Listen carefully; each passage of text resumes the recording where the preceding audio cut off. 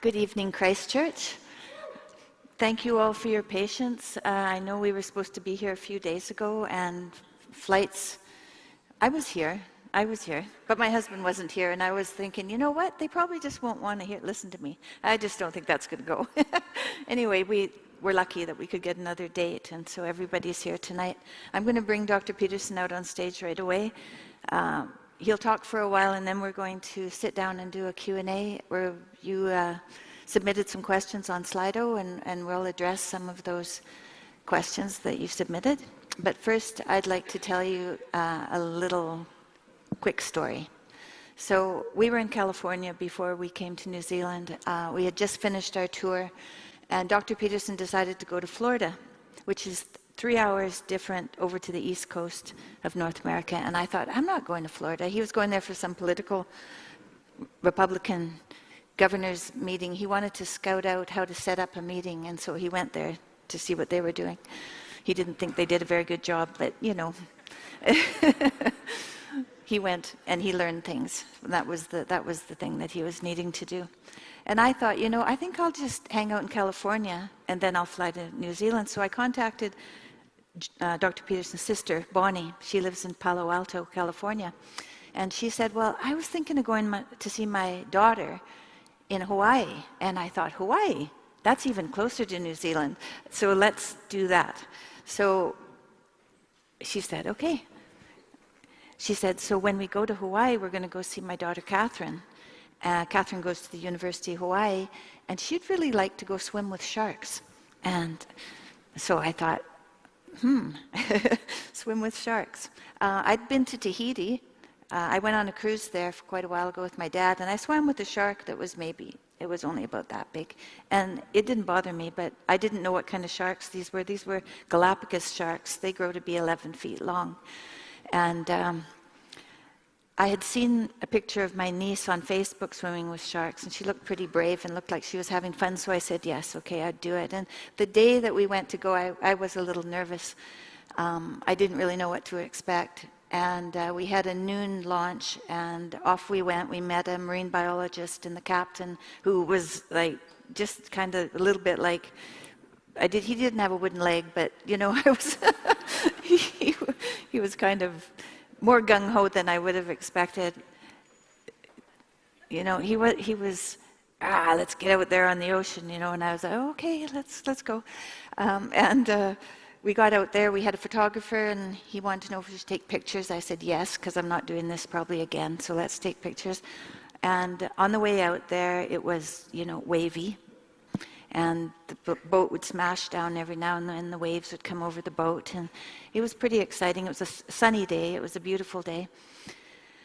So we got out there, and the marine biologist came down, and she sat beside us, and she said, so this is what's going to happen. So we're going to go out there, and we're going to rev the boat, and when we rev the boat, we're hoping that sharks will come, because the fishermen come out here 3.5 miles offshore, and this is where they dump the remnants of their catch. And so the sharks know if they hear a boat motor that they're going to get fed.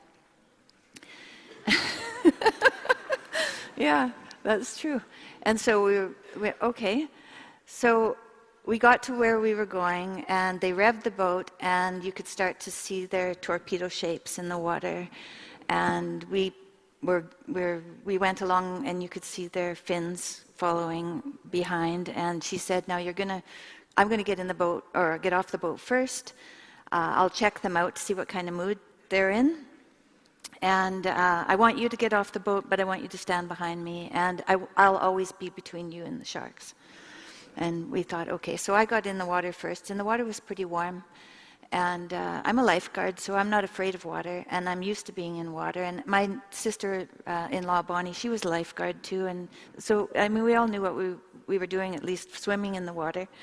And we all got in the water, and we put our masks in the water, and there below us in the water, and the water was, you know, sky blue, and the sharks were gray with a little bit of green moss on their backs. And they were swimming along below us, probably about 12 feet maybe, somewhere down there, and they're swimming, and they told us, now swim in the direction of the group.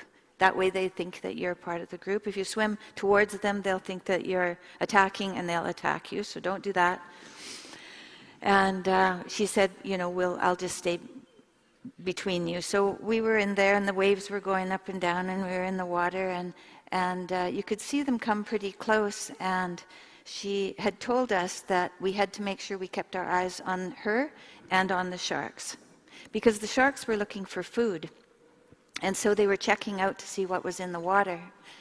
And if I looked at the shark when he went by, and I did, as the shark came by, I could see his beady little cold eye, and I looked at him, and he looked at me, and he swam by. And I thought, it worked. The shark knew that if I was paying attention to him, that I was a predator. I was a predator, and that I wasn't something that he could eat. If I wasn't looking at him, if I was hiding or paying attention to something else, he would have been coming up to check me out to see if I was his next meal. And these things were, there were 7 or 8 of them in the water. And I got kind of nauseous and got out of the water, and I got seasick, and I guess a dozen of them went up to the surface when I got seasick and got their meal. So I guess they do get a meal every now and then. So I wondered why they were hanging around with us for an hour, but it was because they do get fed usually by one of the people who's swimming in the water. And I thought, what if I had stayed in the water and got sick? I guess I would have just had all those sharks come right up to me. It was quite scary, but it was very interesting, because as long as I was keeping my eyes on the sharks and they were looking for their opportunity, I wasn't in trouble. If I had looked away, or if I had hid my eyes, then who knows what would happen. So this morning I told Dr. Peterson the story, and he said, that's a good story for life. I think you could tell that story. So that's my story for today. So, you're welcome.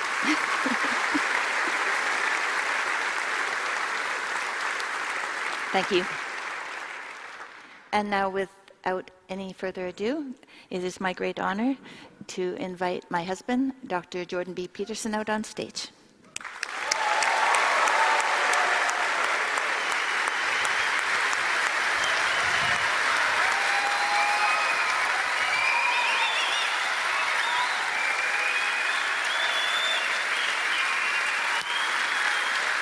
Hello, hello.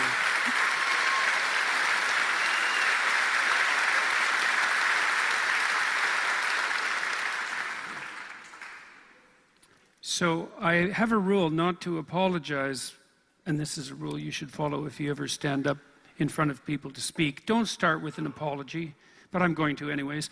I'm going to apologize for not being here when I was supposed to be. I'll tell you why I wasn't here. Well, there's 2 reasons. One is I went to this Republican Governors Association meeting, and I wanted to do that. I had some people there I wanted to meet. So all the Republican governors get together 3 times a year and share policy, and I got invited to do that, and I thought that I would learn something by doing that.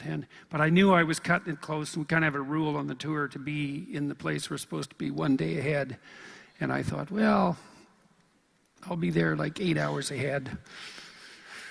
But then the flight was canceled, and that's a kind of a dull story, except for why it got canceled, because they told us on the plane, and it got canceled. This is so ridiculous, it's so preposterous.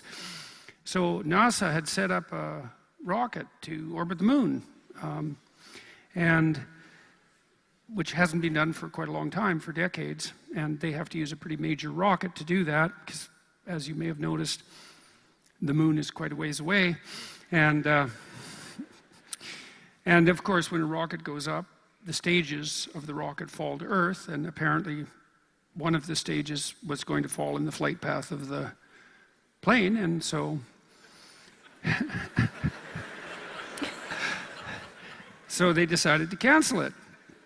I thought they could have figured that out a little earlier, and I also thought it was kind of preposterous. It's like, the moon's far away, and the Pacific Ocean is big. And the probability that you're going to hit a jet with a rocket part is like I don't know what, like 1 in 80 trillion or something ridiculous like that. So I don't really think it was a very good reason, but that's why I wasn't here. And so apologies for that, and thank you very much for coming tonight. I'm glad we were able to make it up.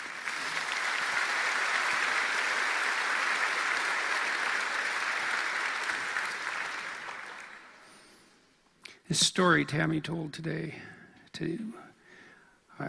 she told me, and I thought there's a good moral in that story, which is you face things that are terrible, and maybe that works. And you know, the story about the sharks is a good one, is that the sharks check you out and see if are you food? The answer is, well, if you turn away and run, then apparently you're food. And it's hard to tell how much that generalizes to life, to all aspects of life, and it generalizes a lot. Who knows how much? So I've been thinking about something quite deeply especially for about the last year and a half or so. I'll tell you another story. Went to Jerusalem here 2 weeks ago. I did a couple of documentaries. I'll spin a little story off on that. I have a bunch of documentaries coming out with the Daily Wire Plus. I'll just tell you what they are so you know. The first one, and I think maybe this might be the most important documentary, assuming any of them are important. You may know that in 2017 I did a series of lectures on Genesis, and I rented a theater in Toronto, smaller than this theater, and I think I did 16 lectures and invited people to come and listen, and they did, which was quite surprising, and we taped that and put it online, and some of that content has been viewed, I think, more than any other content I've put up that was lecture-related on YouTube. I think the first lecture, which is 2 hours on the first sentence of Genesis, don't get far through a book when it takes you 2 hours to talk about the first sentence. In any case, I think it's been viewed 11 million times or something like that, and it's been listened to on podcasts, likely more than that, and chopped up and distributed like things do on YouTube. And I've wanted to walk through the biblical corpus, but I hadn't been able to, for a variety of reasons. But I brought a bunch of people together in Miami. One of the things that has really been a remarkable opportunity that's been presented to me over the last, say, 6 years or so, is that as I've traveled through the world and as my notoriety or popularity, depending on how you look at it, has grown, I've had the privilege of being able to ask people if they'll speak to me, let's say on my YouTube channel, and I can generally reach out to anyone I want, and most of the time they'll talk to me, almost invariably. And I've also had people, as I've traveled from city to city, set up meetings for me of people in those cities who are culturally or politically influential or influential in the entertainment world, or who are outstanding academics. And so I've been able to meet some truly remarkable people, and then I could go through all those remarkable people and find the people who were particularly smart, and then I invited them to Miami so that we could walk through the book of Exodus. And I brought 8 people there, super sharp people. A couple of them were professors of divinity, from Cambridge in the divinity school. And so that was good because, well, they were very good scholars and very brave people and very well spoken and very deep. I brought Jonathan Pageau there. I don't know how many of you know about Jonathan Pageau, but some of you do. Yeah. His brother's worth checking out too, Matthew Pageau. I don't know where those two came from. They're like Old Testament prophets. And assuming Old Testament prophets were cool, because they're both cool. But they probably were. The Old Testament prophets probably were cool. In any case, and Dennis Prager, he was one of them. Yeah, Prager's good. He's funny. He's playful. He's sharp. He's tough. Anyways, I brought all these people together, and we were walking through the book of Exodus. I had a seminar with them, and we'd read a bit of it and then discuss what it meant, and then read a bit more and discuss what it meant. And I was hoping we could get through the whole book. It's quite a long book. It's a complex story. But we only got halfway through, and then I asked the Daily Wire Plus people if we could just double the shoot time, and they said yes, so we're going to finish that all off in January. But we're going to release the first, I don't know how many lectures there are, 8 or 9 on November 25th. And it's a hell of a seminar. I learned some unbelievably illuminating things from the people that were there walking through the story. So Exodus means ex hodos.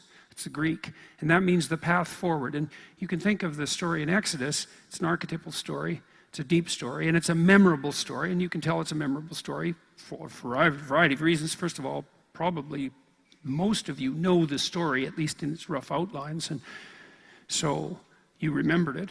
And second, well, people have remembered it for thousands of years, and so it's pretty much evidence that it's memorable, right? Because we have the story and we all remembered it. And why that isn't so obvious, but one reason is because we all need a pathway forward. And another reason is we need a pathway forward out of tyranny, and we always need that. And another reason is that we need a pathway forward out of being lost, which is the desert. We all need that, and we all need to know what guides us out of tyranny and then what guides us when we're lost.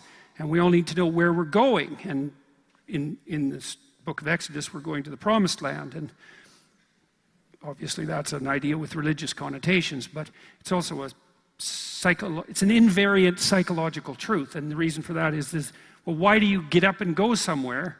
And the answer is, well, because you assume the place you're going to is better in some regard than the place you are, unless you're aiming down, right? Unless you want to make things worse, and sometimes in your life you do, but we'll leave that aside. Generally, the reason you go do something is because you assume that the place you'll end up if you do it is better. And so you can think that there's a pattern there, and the pattern is that in some sense we're always walking uphill. We're always trying to walk uphill. And the ultimate uphill destination is the archetypal image of the shining city on the hill. That's a good way of thinking about it. Or maybe if you just thought about it personally, to be on the mountaintop, to have the vision of someone who is standing on a mountaintop. And so that idea lurks in a kind of poetic way behind all the proximal ideas that help us understand what better means even.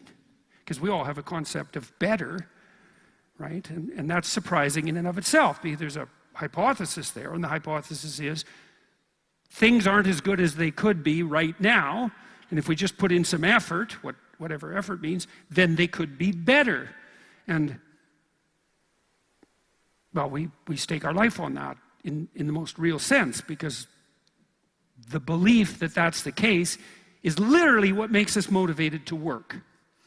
And so all that's tangled up in the Exodus story, and way more than that. That's just scraping the surface, barely. And we got a long way into that story. It was really good. It was really something to do the seminar. And so we're going to launch that. I think it's coming out November 25th. And I did a documentary with Ben Shapiro about the city of David in Jerusalem. And that was cool, because it's always fun to be around Shapiro, because it's like being around a verbal machine gun. And so really, it's just ridiculous, man. This guy can emit words at a rate that's just a constant miracle. It's like, and they're pretty high quality words too, which is, I've been trying to get him and Camille Paglia together. I don't know how many of you know who Camille Paglia is, but she's you know about her? Yeah, she's a literary critic from, I think she's at NYU. That might be wrong, but she's at New York University, and God, man, that woman, her brain is so fast. She's like Russell Brand in that regard. She's just, I wanted to get her and Ben Shapiro together, because I thought, these are the noisiest people I've ever met in my entire life. What would happen if you put them together? But it's hard to pin her down. I haven't been able to get her in the same room as Shapiro. So anyways, I did a documentary with Shapiro, and that was very interesting. And then I also, this is relevant to Tammy's story about the shark, which I know I'm still talking about, by the way. Jonathan Pajot, is a Russian Orthodox icon carver, an artist. He was trained as a postmodernist in the art school that he attended, because that's what you get trained as now. If you go to art school, you don't actually get trained to be an artist. You get trained to be a postmodernist. And it seems a bit preposterous, but Now, when you go to university, that's what you get trained to do no matter what you take, so I guess it's not that preposterous. Anyways, Pajot rejected the whole postmodern ideology, although he understands it extremely deeply, and he turned to medieval Christian iconography, which is about as far away as you can possibly get from postmodernism. And he's a really good artist, but he's also an extremely deep religious thinker. And one of the things I did with him, we did a documentary in Jerusalem as well. We went on the Via Dolorosa, and that's the stages of the cross in Jerusalem. And then we ended up in the Church of the Holy Sepulchre, which is the first Christian church. And in principle, it was founded on the site of the crucifixion. And it's a very interesting building culturally, because all European cities from then on, in some real sense, were founded on the same idea that that initial church was founded on. And so the church is founded on the idea of a sacrifice. So the sacrificial ritual is at the center of the church, and then the church surrounds the sacrificial ritual, and then the city surrounds the church. And so that's the model for the church. But the center point is the proper sacrifice. This is something worth knowing, man. Like, this is what's at the center of, well, we're here in New Zealand. It's part of the British Empire, was part of the British Empire. Your country is an offshoot of that system of ideas. The system of ideas is based on the idea that at the center of culture, there's a sacrifice. Right, and that's the place where heaven and earth meet. That's another way of thinking about it. And it's not easy to figure out what these ideas mean, and you can just dismiss them as callow superstition. But I wouldn't do that, because what will flood in to take place of those ideas is way worse than those ideas, and that's certainly what's happening in the world now. And in any case, we were walking the Via Dolorosa, and each of the sites is, what would you call it? It's a snapshot of a certain kind of suffering on the way to death. And one of the things I learned from reading Carl Jung, the Swiss psychoanalyst, was very interested in the idea of the central sacrifice. And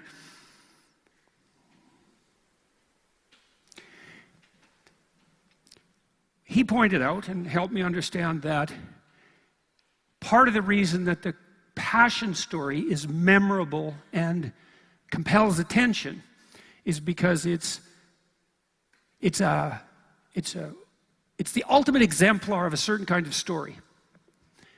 Now, you might be able to produce another exemplar, and other religious systems have, but it's the ultimate exemplar of a particular story. And then the question is, well, what's the story? And the story is the story of unjust tragedy, right? And it's the ultimate exemplar of unjust suffering and unjust tragedy, because the formal structure of the story is that the worst thing imaginable happens to the best possible person. Right, that's the basic story. Now, I don't care if you believe that story. That has nothing to do with what I'm saying. I'm trying to outline, for example, why people have been obsessed with this story for 2,000 years. In that case, we can outline that completely independently of any religious claim. I'm just talking about what the story's about. So it's definitely a tragedy, obviously, because it involves, what does it involve? Torture and death at the hand of the mob and the tyrant. Okay, so that's bad. And also emerging as a consequence of betrayal, and not just betrayal, but betrayal of the closest person, right, the best friend. And then that's all pretty bad. Torture, mob, tyrant, betrayal. That's a lot of bad things.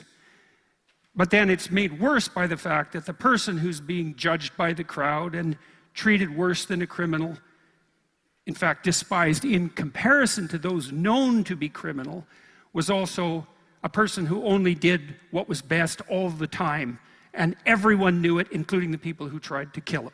So you see, you can't make something up that's more tragic than that, because, well, where do you go? It's like, you're kind of out of tragedies at that point, right? Betrayal, that's bad, that's bad. Dante put betrayers, when he wrote the Inferno, he put betrayers in the lowest circle of hell, right next to Satan himself. And Dante's Inferno is a study of the layers of evil. That's a good way of thinking about it. So it's an architecture of hell. And you might say, well, I don't believe in hell. It's like, well, that's just because you haven't been there.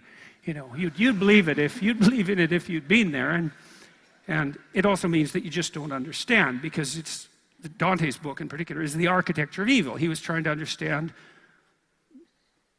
how you rank order what's worst. And he put betrayers pretty much at the base. And I think the reason for that is if you betray yourself or if you're betrayed by someone else, it takes your faith away. You know, imagine you're married to someone, you find out, we've been married 10 years, you think you're happy, you think you know what happened in the past, and then you find out the person had sequential affairs and you didn't know about it. It's like, well, then where are you? And the answer is, well, you're lost. And it's so interesting to be lost like that, because you're not only lost in the present, because your present is not what you thought it was. You're lost in the future because you thought you were with someone and doing something that you're not doing, and whatever you thought was going to happen in the future isn't going to happen. And that's pretty bad, because you lose the present and the future. But that isn't all you lose. You also lose the past. And that's pretty damn strange, because you think, well, the past already happened. It's like, not the way you thought it did, buddy. Right? And that's pretty destabilizing. And so betrayal, and then it's worse. Betrayal is actually worse than that, because it doesn't just rob you of the past and the present and the future. It also forces you to suffer for doing something that was actually good. Because it's good to trust someone. If you're naive, that's not so good. But if you are courageous and you trust someone, you extend out their hand and you make them a negotiated arrangement, which is essentially what a marriage is, then you're kind of inviting them to be the best person they can possibly be. And if you don't have that trust, then you can't even get a relationship off the ground. And so then the person who's betrayed you has used your best impulse to do the worst possible thing to you. And so that's pretty damn rough. And a lot of people with post-traumatic stress disorder have PTSD because they've been betrayed, often because they've betrayed themselves, by the way, because you can betray yourself. And so, well, so that's just unpacking part of that catastrophic, tragic story. Betrayal is only part of it, of course. Christ is put to death by the Romans, in some real sense, but also by his own people. And so he suffers at the hands of a tyrant, and the tyrant who's the agent of his death is also a moral relativist who asks what truth means, and the crowd is offered the opportunity to allow Christ to escape from death, and they choose a criminal instead. And so what's happened is that all the terrible things that could happen to you in life are stacked up in this story. And then it's pushed to its limit. And so that's extremely interesting. And so it's a very, very dark story. And so then what you think, well, what do people do? What are people doing when they hear that story? Or even more to the point, what are they doing when they go on a pilgrimage, which you could do if you just went to a church, especially a Catholic church, because the Catholics do this particularly, and you walk the stations of the cross, or you contemplate the stations of the cross. What are you doing exactly? Well, you might ask yourself, what are you doing when you go see a horror movie? And that's a really good question, because it's so preposterous that you would go see a horror movie. It's like you'll do that voluntarily, you'll line up to do it, and you'll pay for it. Why? So you can be disgusted and terrified. It's like, what the hell's wrong with you? Well, seriously, like, what are you up to? And the answer is, you're facing what's disgusting and terrifying. And you're doing it voluntarily. That's what you're doing. And you have an instinct to do that, and that instinct is so powerful that it'll compel you to do that so powerfully that if you do it voluntarily, it's even entertaining, right? You'll do it voluntarily, you'll pay for it.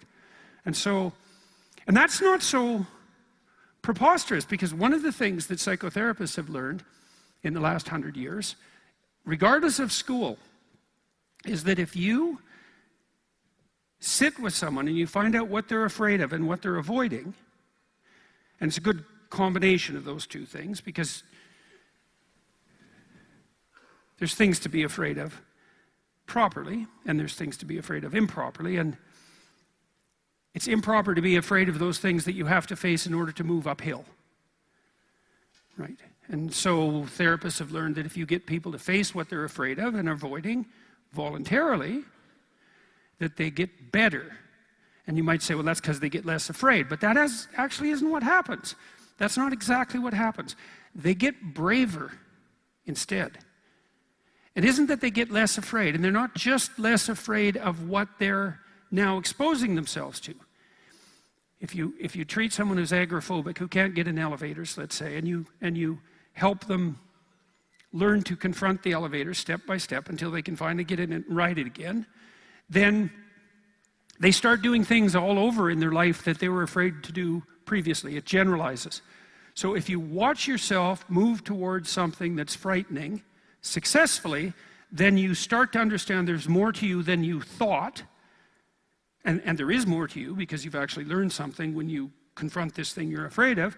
And then you're more likely to do the same thing in other situations. And that's a good thing to know too, because one of the things you might ask yourself is, how do I improve my life? And one answer would be, well, are there things that you know you need to do that you're avoiding? And the answer to that's almost invariably yes. And then the pathway to your redemption would be, well, you have to start doing those things. And you might say, well, I can't because I'm too afraid. And then a behavioral psychologist would say, well, then just break the thing that you're afraid of down into smaller pieces and until you can find a piece that's small enough so you'll do it, and then start doing that. And you might think, well, that's a pretty little thing that I have to do to move forward. And the proper response to that is, it doesn't really matter if it's a little thing. What matters is that you confront something that you're afraid of voluntarily. That's what matters. And so then you might say, well, what are people doing when they go to Jerusalem to walk the Via Dolorosa? And what they're doing is they're trying to imagine how to confront the catastrophic suffering of life voluntarily. And they're participating in this story the same way you might participate in a movie. And you might think, you know, that's actually pretty smart. And then you might think, well, what does that story of unjust suffering have to do with me? I don't mean me personally, I mean each of us. And the answer is, well, you don't think you're going to face unjust suffering in your life? Absolutely, 100% for certain, that's going to happen to you. And then there's another part of the story, which is kind of a mythological part. So the story goes that after Christ is crucified and faces death voluntarily, he descends into hell.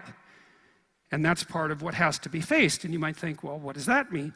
What does that have to do with me? And I would say, you don't just have to face the reality of unjust suffering and death in your life. You have to face the reality of hell. And you might say, well, I don't believe in hell. It's like, well, do you believe in Nazi Germany? You know, do you believe in the Stalinist Soviet Union or Maoist China or Cambodia? That's hell. And you can assess that more deeply. You could say, well, that's not even hell. That's not as precise a formulation of hell as you might be able to conceptualize. Hell is actually participation in the process that led to the establishment of those countries. And that's something that human beings do. And the fact that we do that is something we have to face. And maybe that's even worse than death. And I think you can make a case for that. I really do. I think there are things in life that are worse than death. There are things in life that are worse than unjust suffering and death. And the things that lead to hell are worse. And you might think, well, I don't have to worry about that. It's like, yeah, you do, as a matter of fact, because you're going to face those things too. And you're going to face that when you face your own malevolence, which you will, and you're going to face that when you face the malevolence of others, including the mob. And some of that's just death and tragedy, and some of it is something far darker and deeper than that. And so, yeah, you face that. And so that's kind of interesting. And then you might think, well, how should you face that? And that's where Tammy's story is relevant. It's like, well, so she went and swam with the sharks. And I wasn't very happy about that because our life has been adventurous enough. I thought, do you really need to go swim with the sharks? And the answer seemed to be, well, that would be an adventure. And, you know, I don't interfere with her when she's having an adventure. She's going to go have an adventure. it's far be it for me to interfere. And then she told me, that you had to look the shark in the eye or it would think you're prey. Think, well, what do you have to look in the eye so you're not prey? And human beings have been trying to figure that out for a long time because we're strange animals, because we're predators, but we're also prey. And so I guess at any moment you're sort of deciding, well, are you a predator? Are you the thing that's on top, or are you prey? And you're prey if you turn tail and run. And there's a psychological truth there, like a deep psychological truth, and it seems to be something like, if you practice forthright and voluntary exposure to that which terrifies and dismays you, it transforms you. And we really know this as psychologists. We even know there's more and more evidence suggesting, for example, that if you imagine you adopt this attitude of voluntary confrontation, that changes you psychophysiologically. So much of the biochemistry of motivation and emotion is transformed when you take a stressor which could be oppressive and paralyze you and cause you to withdraw, and you reverse that and you decide to advance. It's like a different spirit inhabits you. And I mean this physiologically. There's a whole different pattern of being that makes itself manifest in you neurologically and psychophysiologically and pharmacologically. So you take it on as a challenge, right? And that transforms you at a cellular level too, because one of the things we've discovered in recent years is that if you do something new and complex, then that turns on that parts of your DNA that haven't produced proteins before will start producing new proteins and reconstruct you from the cellular level up. So it's a deep transformation. We have no idea how deep. And again, you could ask yourself, if you didn't withdraw in fear from anything from everything that life threw at you, who could you become? And I would say that's the central religious question in some real deep sense. Are more things thrown at us than we can manage? Well, that's a tricky question, because pretty dreadful things are thrown our way. And you might say, well, that just presents an insuperable barrier to progress. That's not very helpful, because you're alive, here you are, you got these problems to contend with, and if it's an impossible task, then how could you be anything but hopeless and desperate? But then you think, well, wait a second, how would things transform if I took this on as a voluntary adventure, regardless of its scope? And the scope would include unjust suffering, death, and hell. And that's not just some religious or metaphysical vision. It's like, no, you're actually going to have to contend with that in your life, in whatever way those things make themselves manifest to you personally. That's coming, man. And so maybe you better get prepared. And then the question might be, well, what would happen if you got prepared? And the answer might be, you'd be prepared. And I think the religious enterprise, in its deepest sense, is that process of preparation. And you might want to even push that a bit farther. You might say, well, not only do you want to get prepared for what's coming your way, but you want to be so prepared that when it comes your way, that it doesn't make you bitter and resentful and tempted by the desire to walk the path that would make all of that even worse. And so you might say, well, if you could really face up to what you need to face up to, not only could you turn yourself into someone that could bear the catastrophe of life and exposure to hell, but maybe you could turn yourself into someone who would still do good even while facing those things. And that's a pretty noble goal, because it's realistic. It's not naive at all. It says, look, man, trouble's coming your way, and it's real. And yet it's possible that you could confront that and still do good in the deepest sense. It's like, well, that's quite something. It would be really quite something if that's true. And one of the preconditions of that would be faith, I suppose, and in some sense that's what Tammy was manifesting when she went down and swam with the sharks, the faith that if she looked the bloody predator in the eye, that would solve the problem. And then you think too, well, could it be any other way? It's like, well, we have all these problems in our lives, and we could think there's two possible ways of approaching those problems. One would be we just ignore them in the hopes they would what? Go away? Well, and no one thinks that's, no one who isn't a child thinks that, and very few children. Nobody believes that.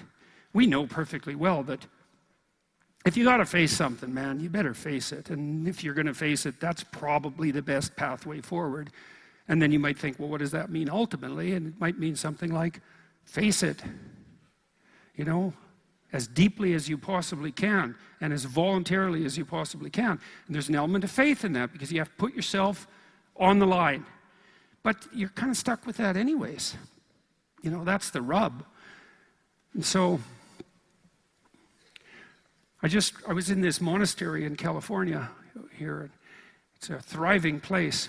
And they're building a cathedral there, a modern cathedral. And I met the artist who was working on it, and they had put this beautiful medieval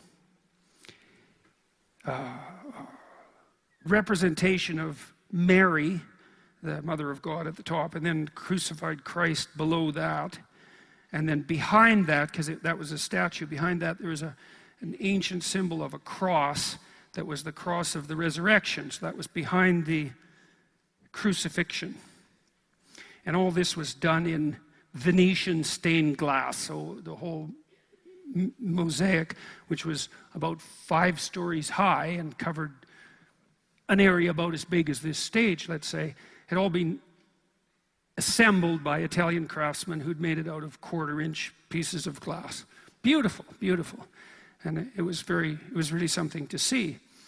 And I really liked, I talked to the artist, and he said that he had, and this was quite something for me personally, he said that some of the ways that he had laid out the images had been informed by some of the things that I had been talking about online, and some of the things I'm talking to you about tonight. And so that was very exciting to see that transformed into this relatively permanent vision, let's say.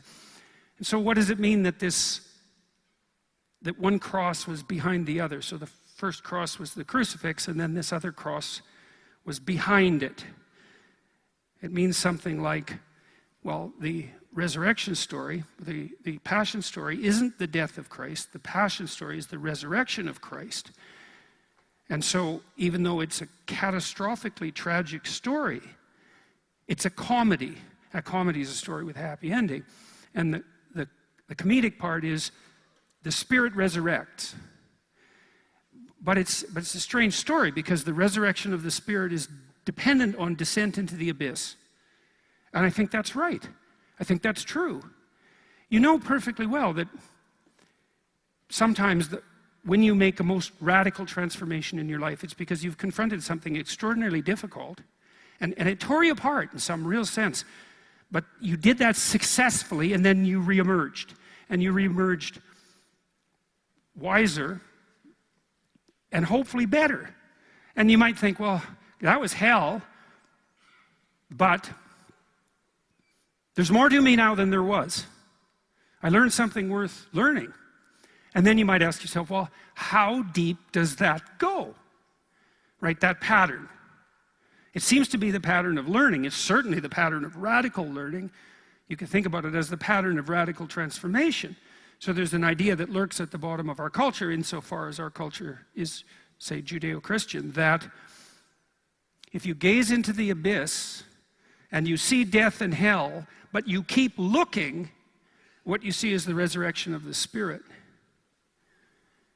And that's something, man. Might be true. So you look at even those things you don't want to look at, and I would say that's actually what we've been doing in our culture technically for 2,000 years with this figure of the crucifixion. It's like we imagined up the worst possible death, the most ignominious death, the most catastrophic and tragic death, the most unjust death, and we transformed it into an image, and we decided that we were going to look at that come what may. And not only that, not only look at it, but put the image of that sacrificial gesture at the center of our sacred places in the middle of our towns. That's actually what we've done. That actually happened. And it seems like it's probably right. You offer yourself up. What's the ultimate sacrifice that pleases God? It's to offer yourself up voluntarily to the catastrophe of life and the reality of hell, and to move uphill nonetheless. I can't see how it can be any other way. I mean, because the alternative has to be something like, well, you think you can avoid it, or you think you can deceive yourself about it. How in the world are you going to prepare for what's going to happen to you in your life if you deceive yourself about it or avoid it? That can't work. That doesn't work for anything. How would it work for your life? And it's a heavy idea, right? Because it means you have to take that onto yourself. But that idea is reflected in the underlying narrative in any case, because part of the Christian injunction, let's say, is that you have to take up your cross. And that's a hell of a thing to ask of people. But the alternative is worse. So, anyways, that's another documentary that I'm making for the Daily Wire with Jonathan Pageau. Yeah.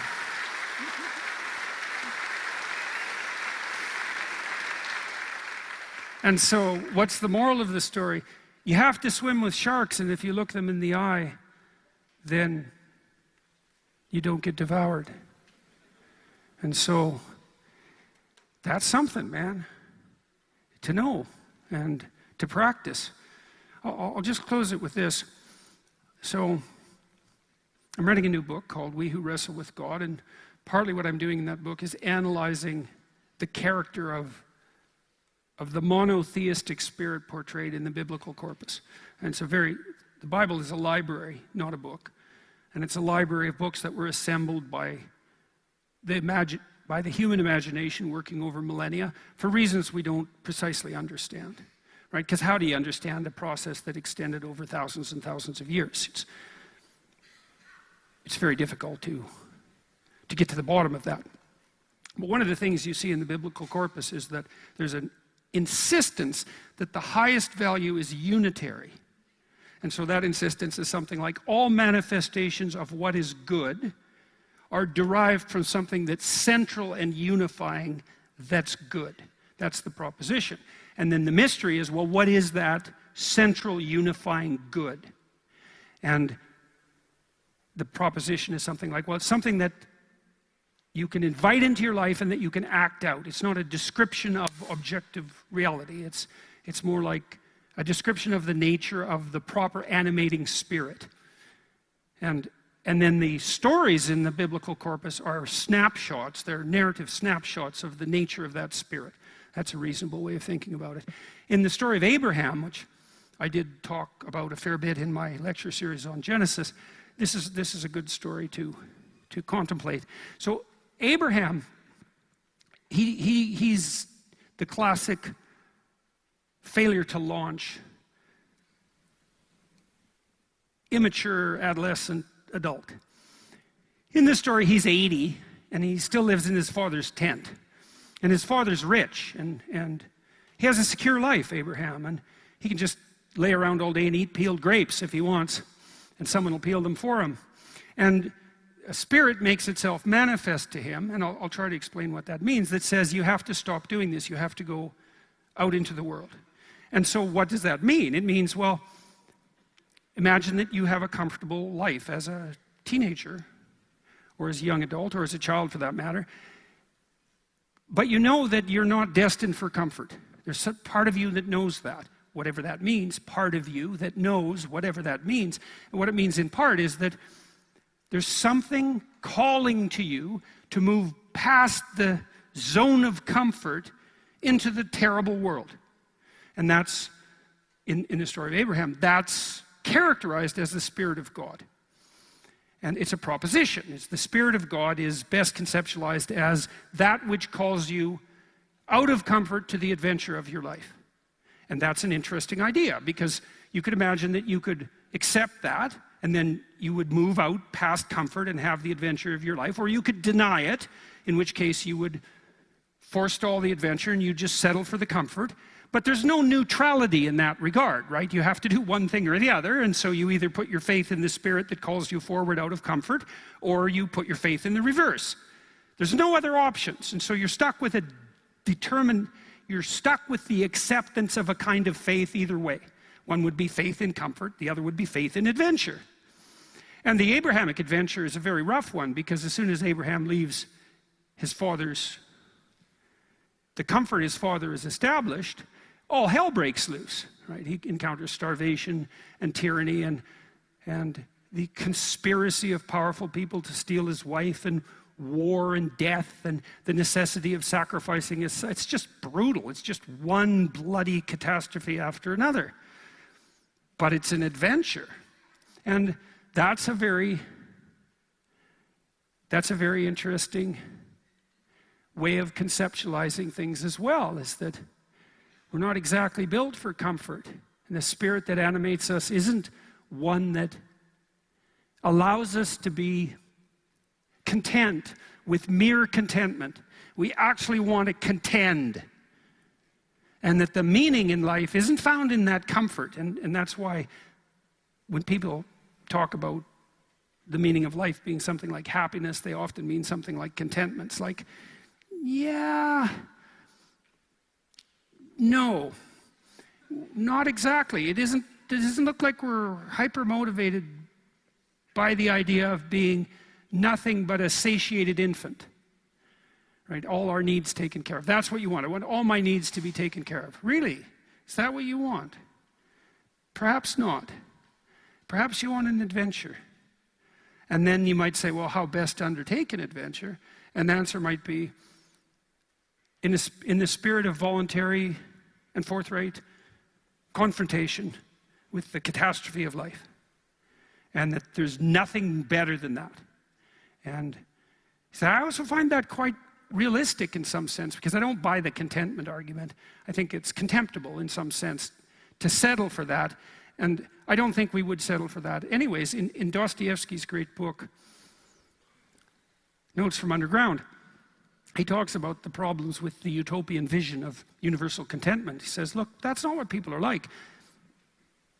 We're kind of fundamentally insane. And if you just offered people the opportunity, he says, to eat cakes and sit in pools of warm bubbling water and busy themselves with the continuation of the species, and that was the paradisal vision, let's say, the first thing people would do would be to break that into bits just so that something compelling and adventurous would happen. That's what we're like. I think that's brilliant. It's a brilliant critique of, a kind of infantilized utopian vision. It's like, that's not what we're made for. We're made for an adventure. And that adventure is found in the voluntary confrontation with that which terrifies you most deeply. And that's something, man. Maybe that's what you're like. And then I'll close that by pointing out your culture, my culture, the West in general, is predicated on the idea that people have an intrinsic dignity and worth, right? And that's the deepest presumption of the idea of the sovereignty of the individual, let's say, or the dignity of the individual, the intrinsic worth of the individual. And you might say, well, what's the basis for the presumption that that worth exists? And I think it is something like recognition of the fact that our souls are built for a noble adventure. And that's the proper description of the core reality of human being. And it is the case that it appears that the most functional cultures in the world are predicated on that idea. And you could make the cynical case that those cultures are successful merely because they're predatory and exploitative, but all cultures are predatory and exploitative, and very few of them are successful. So that's worth thinking through too. For all the faults the West might have, and it has plenty, like all cultures, it also has some real virtues, and one of the virtues seems to be something like the presumption that there's something of intrinsic worth that characterizes each human being. And if you think about that intrinsic worth as being that part of you that might respond positively to the call to adventure, and that part of you that's brave and forthright enough to actually face the catastrophe of existence and maybe even hell itself, then think, well, something like that maybe is worthy of respect, right? That even sovereigns themselves, kings, have to bow before it, and even the law in some sense has to take all of that into account. And I think that's a very credible story, and I think it's true. I think it's true metaphysically and theologically and scientifically and psychologically and practically. And that's a lot of different ways for something to be true. I also think it's heartening, because you could say to yourself, you know, if I didn't shy away, what might happen in my life? And that's a great question to ask yourself. If I didn't shy away, what might happen in my life? If I didn't shrink, if I didn't avoid, if I didn't stifle my voice, if I didn't turn a blind eye to opportunity, instead if I allowed all of that to make itself manifest in my life, what would life be like? And well, the promise of the resurrection in some real sense is that the degree to which you will be revivified is precisely proportionate to the degree to which you have enough faith and courage to confront the catastrophe of existence. And so it'd be delightful if that was the case. And I would say in some real sense that part of what you're doing in life, part of what you're called to find out in your life is that in fact true? And you'll spend your whole life figuring that out, one way or another. So, all right, I'll take some questions. Thank you very much.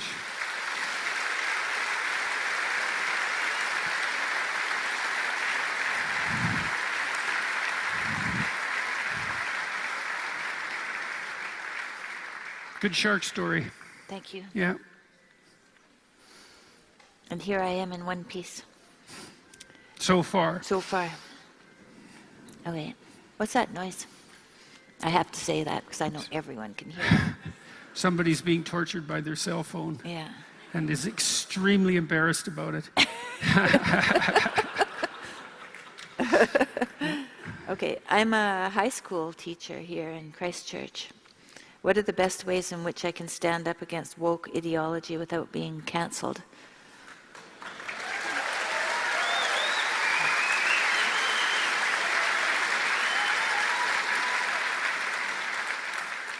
Only 35 people voted for that, but I think it was pretty popular by the sounds of it. Yeah, it does, yeah.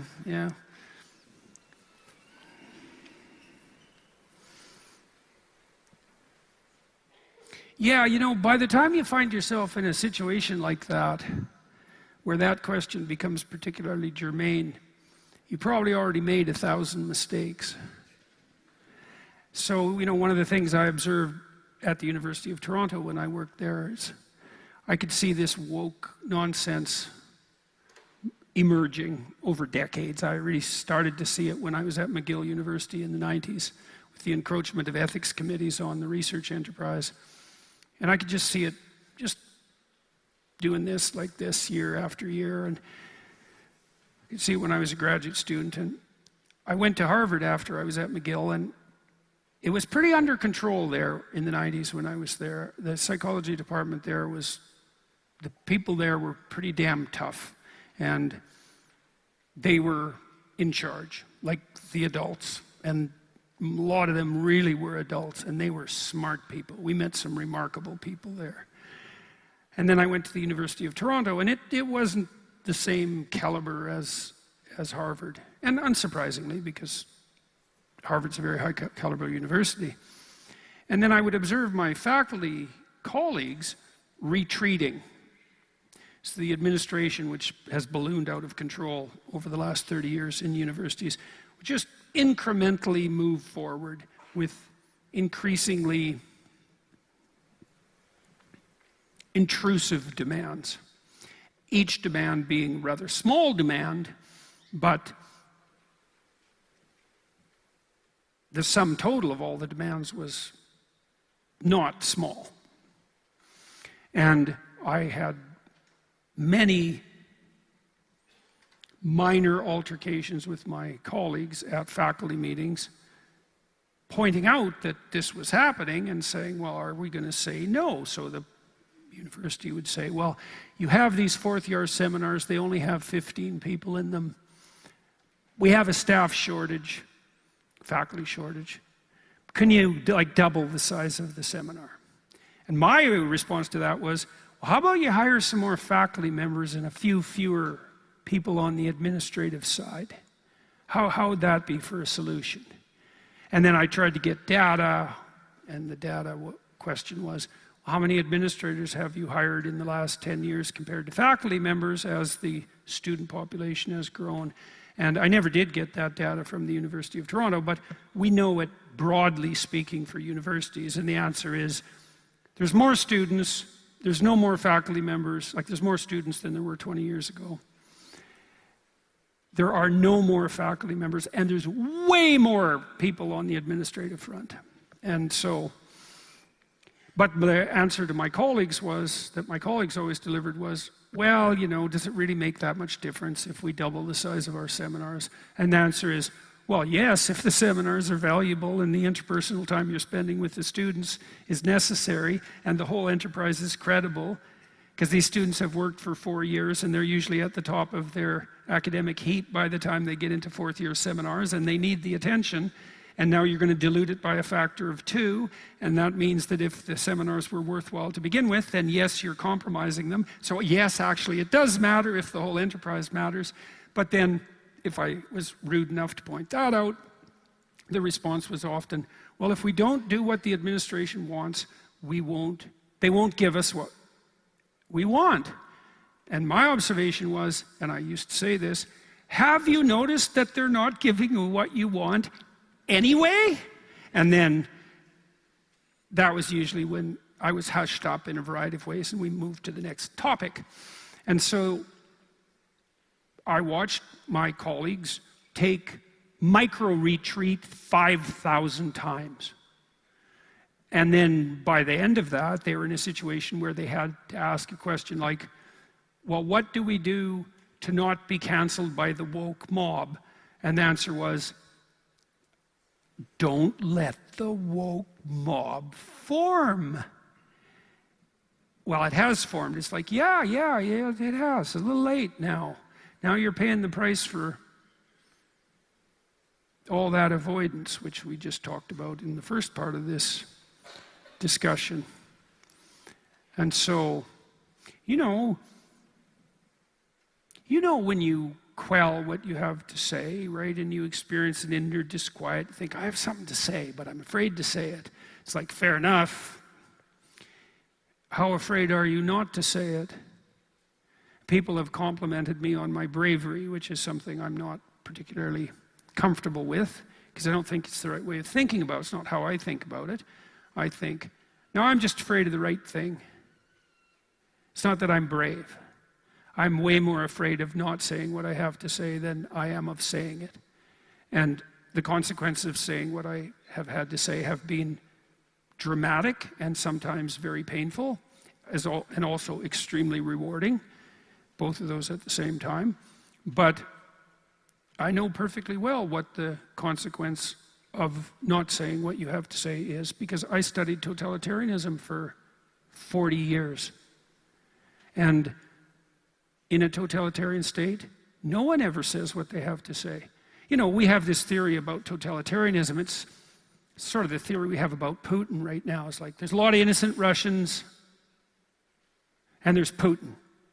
He's the tyrant, and all these innocent Russians are the victims of the tyrant, and that's a totalitarian state. And there's some truth in that, because power structures get extraordinarily warped and punitive in totalitarian states, but it's a completely preposterous model of totalitarianism.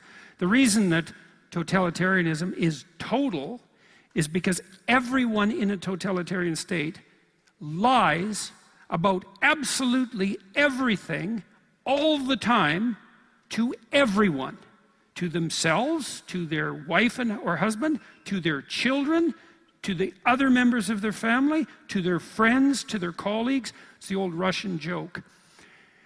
They pretend to pay us, and we pretend to work. Yeah, ha ha.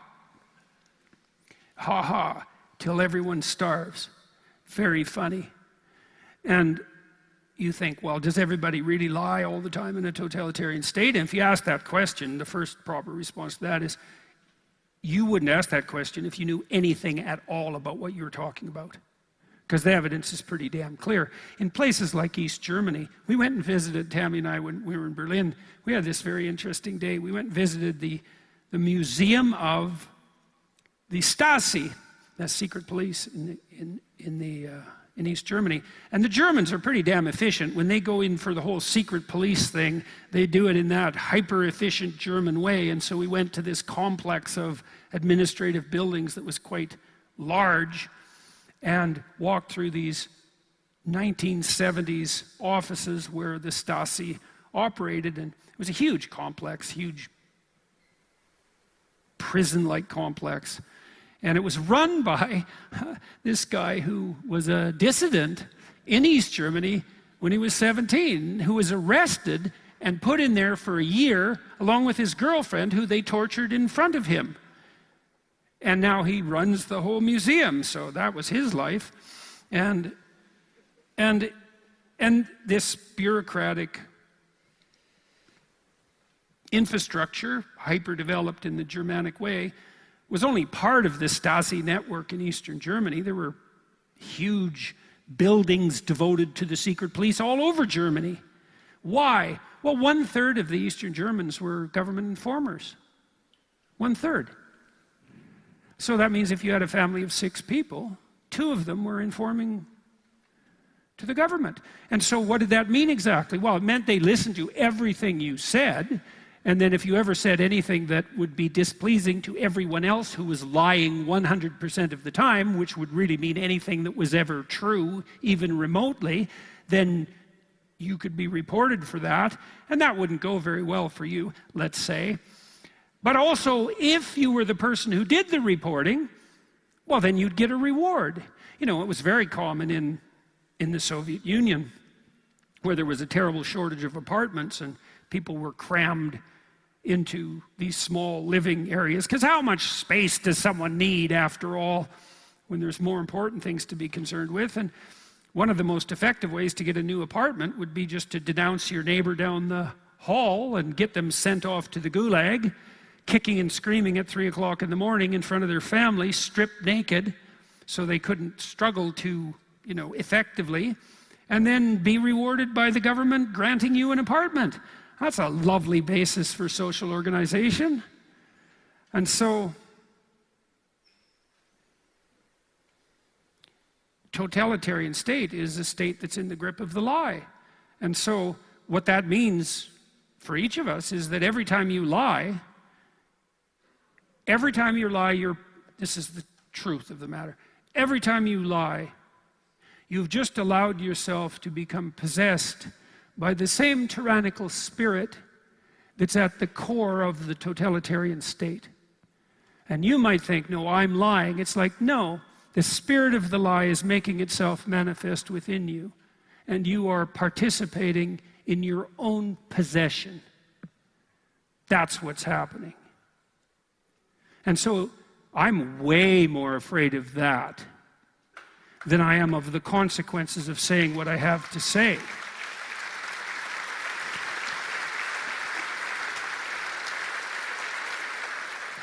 Okay, so now we might be practical about it. Let's say, well, now you're a high school teacher and you're in this situation where the woke mob is everywhere, and if you now dare to utter something that's necessarily true, right, because you're so desperate that you can't even retreat now, because push has come to shove, and you say the wrong thing and you're going to get taken out. It's like, yeah, you are. And you might say, well, can you withstand that? And I would say, I wouldn't recommend it exactly. I probably know 200 people who've been canceled now. I had a good friend, colleague, very admirable man, who very emotionally stable, very wise person, well situated in his life, and he got canceled pretty decently, and it broke him enough so he was in the psychiatric ward for like 3 weeks. And so that's pretty much what's coming your way if you get canceled. I don't think I've ever seen anyone who was canceled who didn't respond to it about the same way that people respond to a near fatal illness. Now, there are some exceptions, very few. Douglas Murray is an exception. You know about Douglas Murray, perhaps. He's got the spine for a fight. And so when the mob comes for him, his attitude generally is, just bring it on, you pricks. And Murray's got away with that pretty well, you know, but he's a singular person. There aren't very many people like that, and you know, so good for him. Back to this problem. So now you're in a situation where if you have been driven by desperation to finally understand that you have to say what you have to say or pay the spiritual consequences, let's say, but now it's gone too far because there's been 3,000 micro-retreats, you're going to face something like cancellation, which is justice at the hands of a vengeful mob, let's say. It's going to be pretty damn brutal. And it isn't necessarily even obvious that you'll survive. So that's a pretty rough choice. Now, I dealt with people who were in that sort of situation in my clinical practice because they were people who'd been cornered by ideologically possessed bullies at work and tortured beyond their ability to tolerate it and needed to figure out how to free themselves. And that usually took like a year of strategizing. And so the first thing you got to ask yourself is, well, is your CV or your resume in order? If you get fired, could you find another job? If you get fired so hard that you can't find a new job in your profession, which is what happens if you're really effectively canceled, do you have the wherewithal and the resources to find gainful employment somewhere else? Because you might be in a situation where you think, well, I can't say what I have to say because I have a family that's dependent on me. And that's a real concern. You can't just say, well, shoot off your mouth anyways. It's like, well, you've got people depending on you. If you now casually utter a truth and you're fired, well, maybe you've been successful in some trivial regard in relationship to standing up to the woke mob, but what about your wife or your husband and your kids? You can't just put all that aside, so you got to start thinking strategically here. You're in a war. A war is a sequence of battles. You better get your arms in order. And so the first thing I would do with my clients was, well, let's get your CV in order, get your resume in order, and start setting up the situation so you have alternatives. You know, when I got mobbed first, when I objected to Canada's compelled speech legislation, my job as a university professor was seriously threatened. I got 2 letters from the human resources people, and I know how human resources people work. They send you a letter and tell you to stop, and that's letter number 1, and then they send you another letter and tell you to stop, and that's letter number 2, and then they send you letter number 3. Then they've documented your misbehavior sufficiently and given you fair warning, and then they fire you. It's just a procedure. I'd seen this happen many times. I knew exactly what was going on, and they got to 2 letters with me. And at the same time, for similar reasons, not precisely the same, but similar, my clinical practice was threatened. So I had 3 jobs. I was a university professor, I had a clinical practice, and I had a personal business. And so I wasn't that easy to take out, because you had to take me out 3 ways to be successful, because I could have used any of those to keep myself going. But 2 of them got blown out of the water. Now the third actually boomed as a consequence, so that was kind of nice. So, yeah, well, but I had set myself up. You know, I'd set myself up so that I had options. And you can ask yourself this, because this is, the question here is a specific exemplar of a more generic question, which is, how do you not put yourself at the mercy of tyrannical forces? Because maybe you have a job, and your boss is a tyrant, because that happens, a narcissistic, psychopathic, exploitative tyrant, and you're not rewarded when you do your job properly, maybe you're even punished, and you're subject to all sorts of arbitrary and intrusive behavior, and you feel trapped. This happens to people all the time. And what do you do about that? It's like, well, you do what you can to think through the problem strategically and provide yourself with options. And you can't negotiate with someone unless you can say no to them, and you can't say no to them unless you have options. And so what I would do with my clients to begin with is like, okay, well, let's take a serious look at your situation and pull back and think, look, it's going to take a year to sort this out because you've got to get yourself ready. Is your resume in order?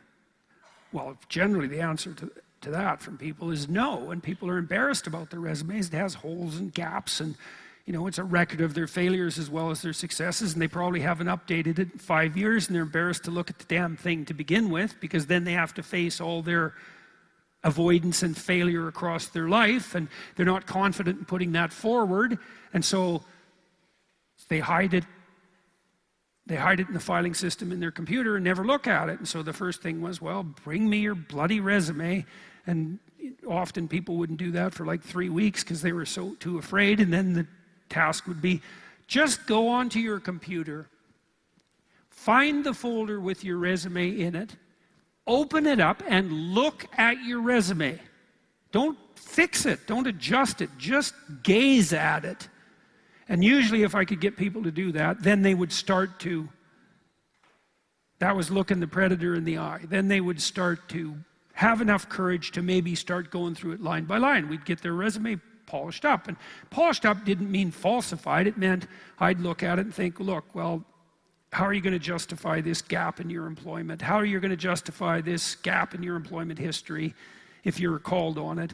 And if the answer was the person didn't know how to justify it, then we had to figure out what they might have to do to fix it so that they had a coherent story. Take a university course, that might be part of it. Then at least you can tell the person, if they point to a hole in your education, says, well, I know that hole's there, and here's the steps I'm taking to rectify it, which is pretty good. That's the sort of response that would fill an employer with confidence if they had any sense. And so, and then then people would be worried. They say, well, I can't handle the rejection, because you send out 50 resumes and you're bloody fortunate if you get one interview out of that. That's about the right ratio, generally speaking. And so that's a good thing just to know. That's baseline. Doesn't mean you're a failure. It means that most job postings are fictitious, right? Because jobs are posted that have already been filled, but they have to post them for legal reasons. And jobs are posted because a company wants to keep a steady flow of resumes coming in case they do need someone, and on and on. And then, even if you do happen to have the qualifications, there's probably 10 other people that also have the qualifications, and your resume has to align with the judgment of the person making the decision that day. It's pretty unlikely, and so you're going to get rejected like 99% of the time. And so you need to know that. Maybe you'll get one interview for 50 job submissions, and don't take it personally. And so I would prepare people for that. And then, they say, well, I just can't tolerate the idea of sending out 100 resumes. I say, well, then send out 5 a day, or 10 a day, or 1 a day, whatever you think you can manage. And then they'd say, well, I'm not very good in interviews. So I go, okay, well, that's another complicating problem. So then we'd practice interviews. I'd grill them about their lives and watch their eye contact and how they introduced themselves, and torture them about inadequacies in their stories, and get them to the point where, they had a confident and compelling and honest story to tell. And that's all part of that strategy. It's not like telling the truth is easy. It's difficult.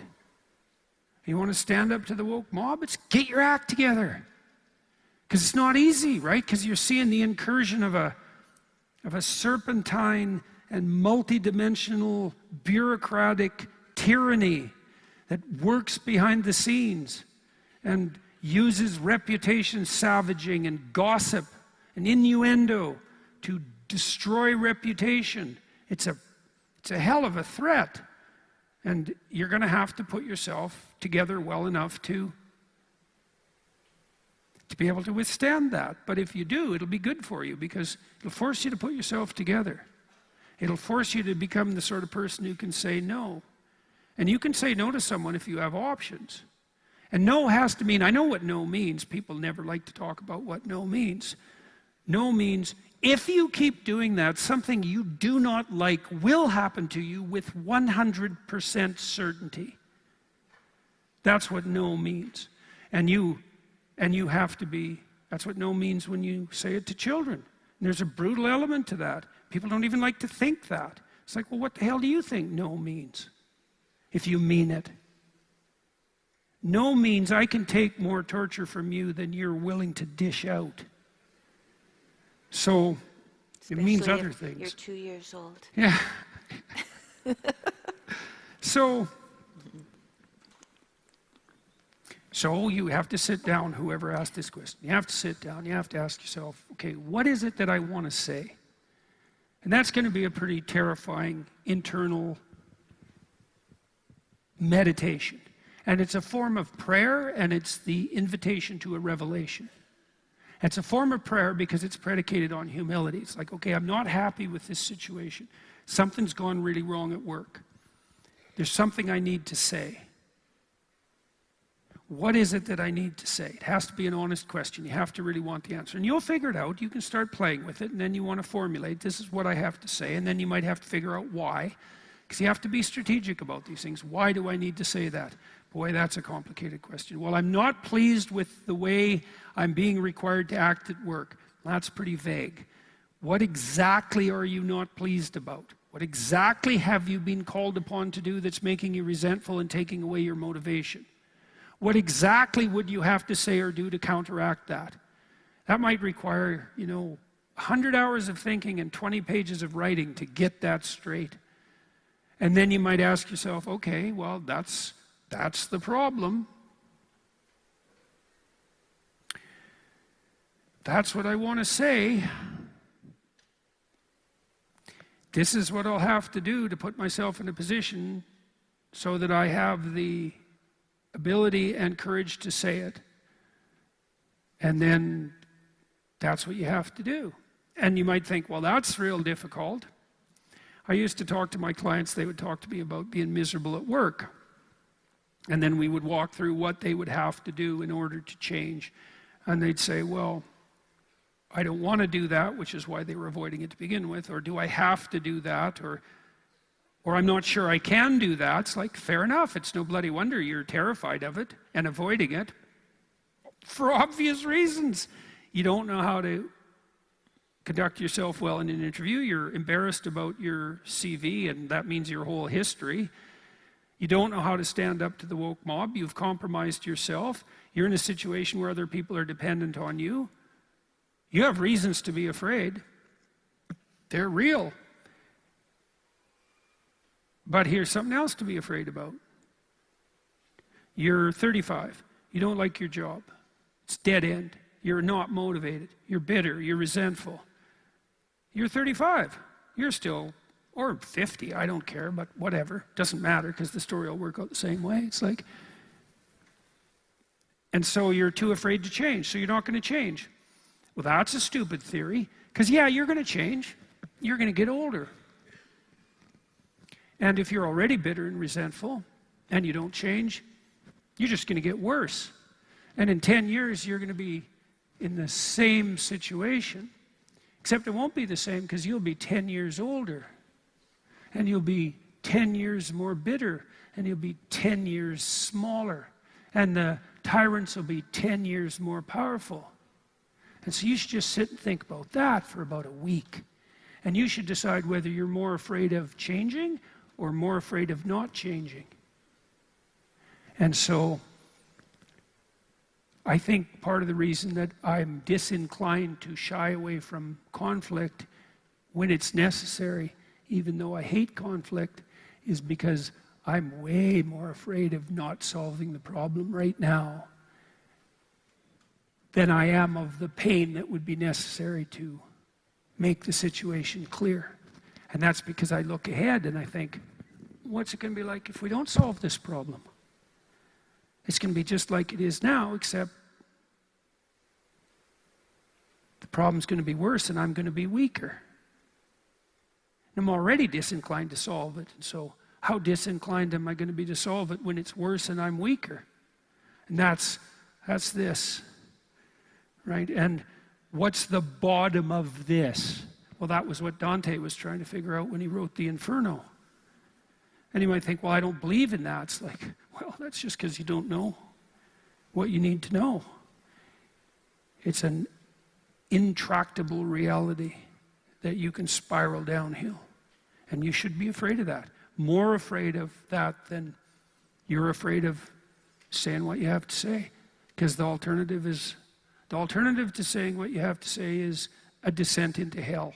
And it's the kind of descent into hell that you will undertake and pull people along with you. And you think, well, how do things go from bad to worse? How does a situation like Nazi Germany arise? Or how does a situation like Stalinist Soviet Union arise? Or Maoist China, all these catastrophes of history. Well, that's how it arises. As people spiral downhill and they take everyone with them. And so that's a bad idea, unless that's what you want. I wouldn't recommend it. So you have a serious problem, whoever asked this question, right? Because the question is, how do you stand up to a distributed tyranny? It's like, you better get your act together, because you got a war on your hands, and you don't want to lose.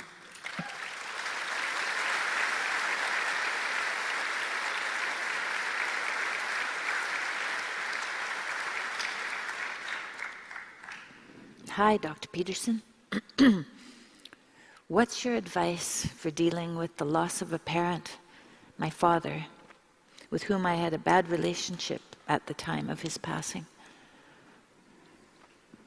Picking easy ones tonight, Yeah, picking easy ones.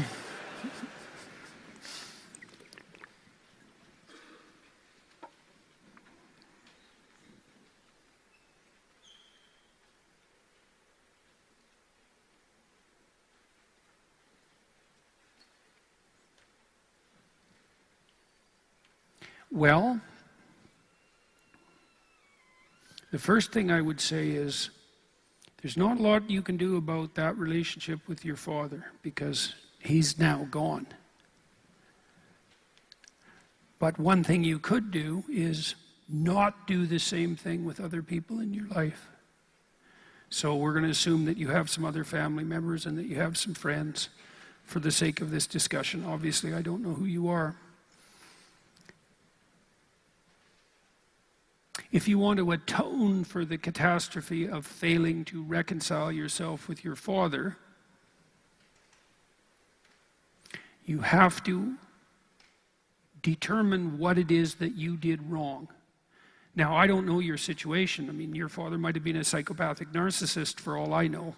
And some people are unbelievably difficult to get along with. In fact, there's some people who are conducting themselves in a manner that purposefully makes them impossible to get along with. And maybe that was your father. It's certainly possible. But we'll assume that it was, some him and some you, just for the sake of argument, because that's the more normal case. And now this opportunity to reconcile yourself is gone, and it's gone in some sense permanently. At least it's gone in relationship to him specifically. But the problems that plagued your relationship, if unresolved, will plague your other relationships because they're part and parcel of you. And so I'll tell you one of the things that Tammy and I do if we're having a fight and we're locking horns too much and it's getting intractable. So this is something we learned to do 20 years ago, probably, maybe longer ago. And when you get trapped into a fight like that, you get tempted to try to win. It's like, no, this time for sure you're wrong. And then you want to make your point. And that's not great strategy, because probably you're not 100% right, and beside that, even if you do win, you're stuck with your partner the next day. And if you win all the time, then you have a loser for a partner. And then you don't win unless you think that you can be a winner with a loser for a partner. And so defeating your partner is not a very good strategy. And plus, most people aren't that easy to defeat. So even if you do win in some sense and you defeat them, they're looking for the opportunity to return the favor. And it'll probably make itself manifest sooner rather than later. And so really what you want to do in the course of a marital dispute is make peace. And you don't make peace by not having the fight. That's not peace. That's just a lie. Because there are things to fight about. You know, life is complicated. There are hard problems to solve. And one of you has an idea and the other has an idea, and the ideas don't mesh. And how are you going to find out what the right idea is unless you engage in the conflict? That's thinking. And so winning isn't the right aim. To be right. It's like, well, you don't want to be right exactly. You want to be smarter than you were yesterday.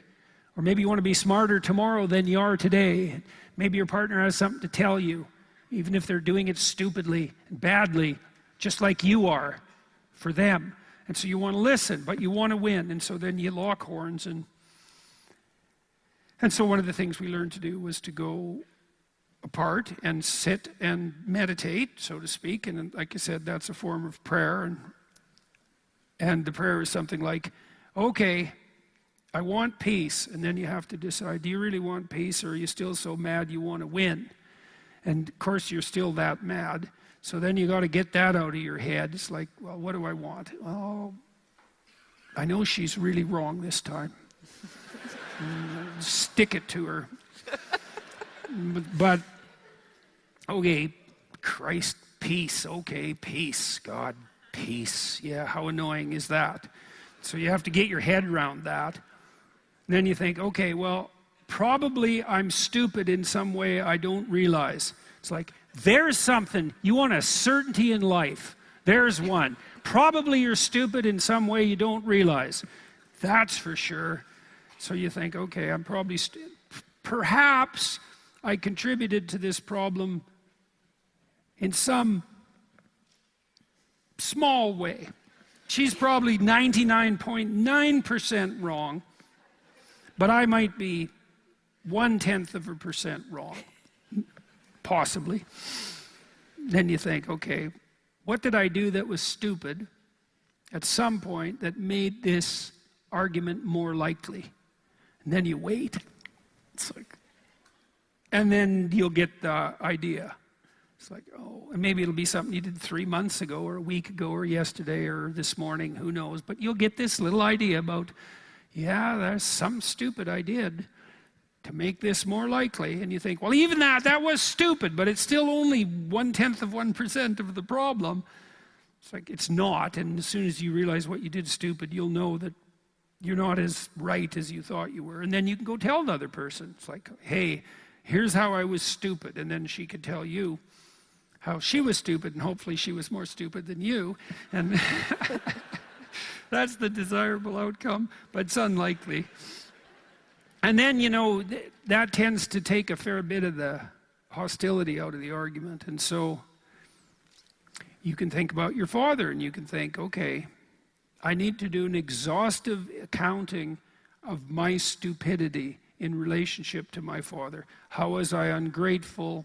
How was I blind? How was I resentful? How was I arrogant? How was I deceitful? That's a confession, eh? What did I do wrong? A confession is an examination of what you did wrong. And you might think, well, why do you need to do that? And the answer is, well, how about so you don't do it again? Because you wouldn't ask the question about your father unless part of you doesn't want to have that happen again. And also, part of you wants to atone. Atone means at one, right? And to atone is to bring things into unity again, is to bring a fractured situation into unity. And you atone for your sins in relationship to your father by confessing. How were you stupid? Well, and then you should actually welcome that, and that's a weird thing.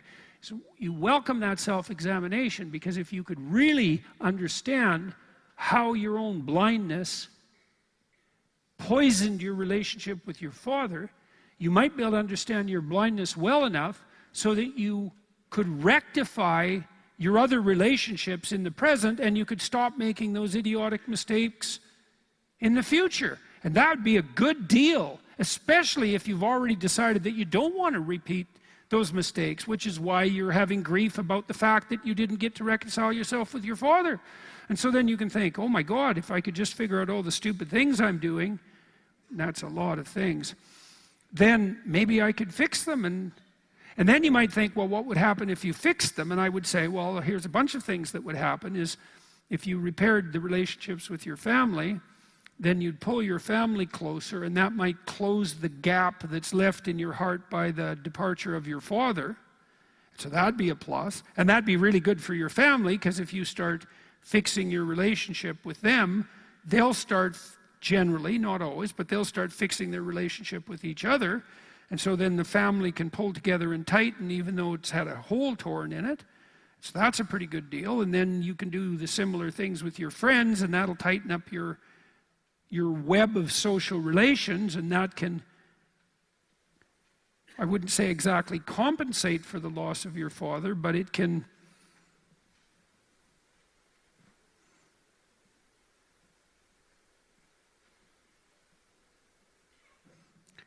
repair the damage, and maybe put you in a situation, put you and the others around you in a better situation.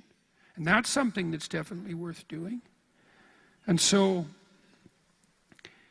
and then I would say, if you do that diligently, you'll be able to forgive yourself.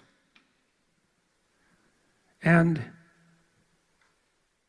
you might even be able to forgive yourself enough so that you would conclude that now, if your father was here, you'd become the sort of person who could actually lay out what was wrong with your relationship and ask for forgiveness and reconcile. And maybe if you did that deeply enough, you could let it go. You know, you could say, maybe the spirit of your dead father would forgive you. And that's both possible and plausible. So, you know, I would have people in my clinical practice who'd ask questions like that, and then the whole, because maybe they were tortured into depression by the loss of their father, and they needed to solve that problem. We'd spend like 2 years trying to figure out how to do that. It's a deep problem. You know, how do you reconcile with the departed dead when you left on hostile terms? That's a hard problem. Well, that's how. What did you do that was stupid? Detailed. What did you do that was stupid in a manner that's detailed enough so that you could start to take the steps necessary to rectify it? And then how is it that you could conduct yourself so that you would take those steps? That's a more differentiated problem, right? And you can do that. And I've seen people do that, you know. People can do that. Once you decide that that's what you want to do, you set your mind to it. And you ask, you know, maybe you think, okay, well, I'm having this problem with my father. I have a similar problem with my brother, and he's still alive. It's like, great, there you go. Got an opportunity right in front of you to go sort that out. And if you really want to sort it out, generally you can. Now, I did say there's exceptions. You know, there's a gospel statement, something very harsh that's been attributed to Christ. Don't cast pearls before swine. It's a rough statement. And what it means is stop talking to people who aren't listening. It might be that you have someone in your family you can't reconcile with, because when you try to make peace, you're just rebuffed. And you can try multiple times and be rebuffed, and that might be a reflection of your lack of skill, and to some degree probably is, but sometimes you're talking to someone who is pursuing that misery. And until they're willing to not do that, you may not be able to communicate with them. But then part of that reconciliation process with your father would also be the development of the ability to distinguish between people or situations that you can address productively and those you can't. And those you can't, you have to just let go, and not push. And listen. And listen, yeah. Yeah, right, because people will tell you. Yeah, well, that's true. That's a good point, too. I mean, if you keep talking to someone and they're not listening, and you stop talking, sometimes you can stop talking and just listen. And then if you listen hard enough, they'll tell you what their problem is. And that's really worth knowing, too. So if you have a family member who you can't communicate with, and you keep trying to make your point, and it's not working, it's like, quit trying to make your point. It's not working. Why? You're not talking to who you think you're talking to. They're not hearing what you think you're saying. You're not where you think you are. So then you think, okay, where am I? And the answer is, well, you don't know. You've got to start to explore. How do you find out where you are? Listen to them. Don't offer them your opinion at all if it's not working. Just listen. They will eventually tell you what they're up to. And not only will they tell you what they're up to, they'll tell you how you could fix it. And that's really something to watch when you see it happen. So that's a good rule of thumb. You try 3 times to reconcile yourself to someone, with someone, you just hit a wall. It's like, quit talking. Quit talking. Listen harder. If that isn't working, listen even harder. They'll reveal themselves, and then you'll be able to figure out what to do. And that's, again, assuming that they're not aiming down.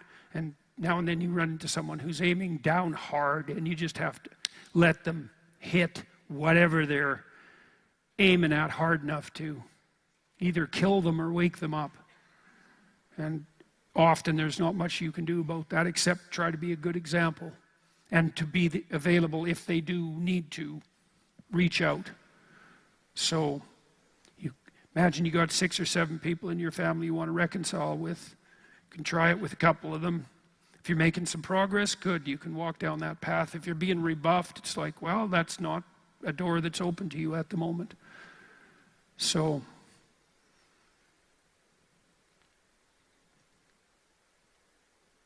yeah, the promise is that you can atone for your past sins by confession and the genuine determination to do better in the future, right? And hopefully that's true, because otherwise, when you make a mistake, you're lost and there's no way forward. And the best way forward is to figure out what you brought to the table. That's at least somewhat under your control. Do we have a short one? Oh, let me see.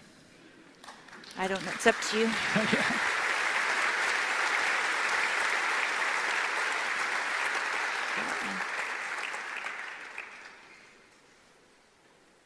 Just a sec.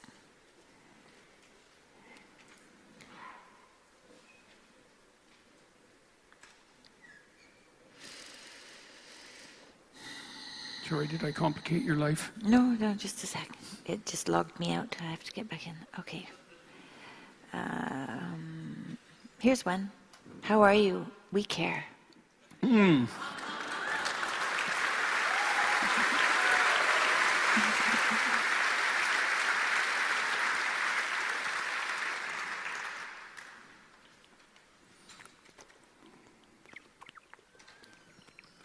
How am I? I'm on the adventure of my life. That's how. And,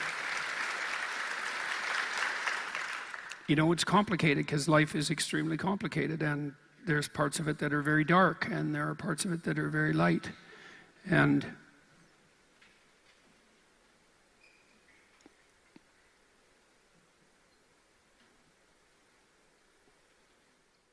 I guess I would say in some sense that's a great privilege to deal with what's very dark and what's very light. You know, like these events, they're very light because we've done hundreds of them now, and they're very positive. You know, it's really something to be able to go from city to city all over the world and to talk to 3,000 to 6,000 people every couple of days, and to know that people are there because they're trying to aim up and to participate in that. It's so heartening. It's so positive. And so that's an incredible privilege. And what goes along with that too is the constant reminder at a personal level that this discourse is helpful. As people stop me and tell me that, or tell us that constantly. And that's, how could there be anything better than that, eh? To be able to go from city to city all over the world and to have people that you've never met come up and tell you that things were dark in their life for one reason or another, and they've been encouraged and are not only trying to do better, but actually doing better. I don't think if you had any sense and you could wish for anything, you couldn't wish for anything better than that. Really. You know, because you know what it's like in your life if you've done something, you put yourself out a little bit, you know, put yourself out on a limb a little bit, and you did something for someone and you took a little risk doing it, and, you know, they come to you and say, you know, man, I don't know, you nailed it. I was in a dark place and you said the right thing at the right time. It really helped. You think, oh my God, that's so good. You know, I really don't think there is anything better than that. And so to have the indescribable privilege of having that happen continually is surreal. But what also goes along with that is, I suppose, a commensurate exposure to the darkness, because one of the things I think that's been hard to reconcile myself to is the fact that people are so desperate for a word of genuine encouragement that they can find what leads them away from a suicidal path, for example, by listening to a lecture that I've done on YouTube. And yeah, I don't take credit for that in some real sense, because I know perfectly well that the ideas that I've been communicating are ideas that have been worked out by many people over a very long period of time. And so I'm fortunate, privileged, to be in a position where I had great educators, and I could learn those ideas, and I was blessed with the facility to be able to communicate them. But the dark part of it is that when you see how helpful the ideas are to people, they simultaneously reveal how desperate they were in their initial ignorance of those ideas. And so those two things go along together, the darkness and the light. But then I would also say, well, it's that combination that makes the adventure. And I do believe that a great adventure is what justifies life.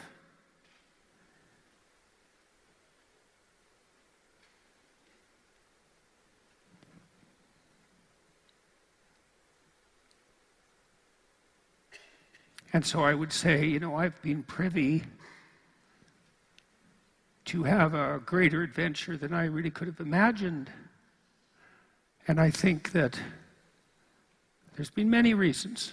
Support of my family and my friends, that's for sure. But a huge part of that was because I decided I was going to stop lying.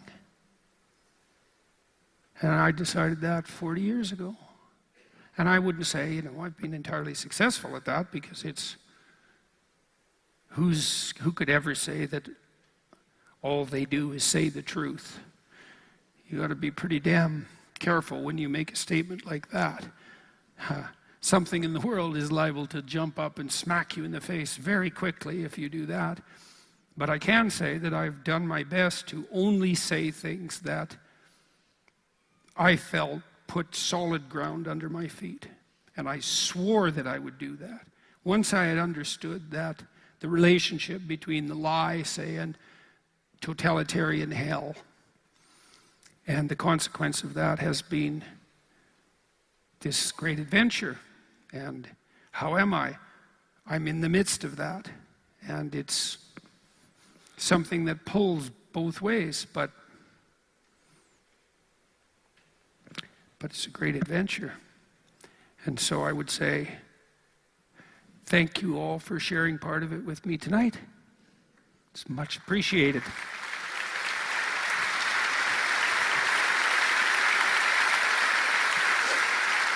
Good to see you all. Thank you, dear.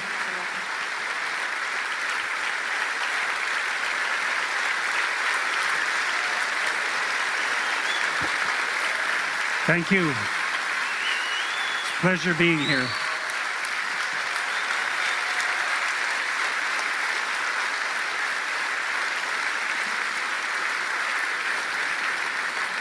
Good night, everyone. Good night.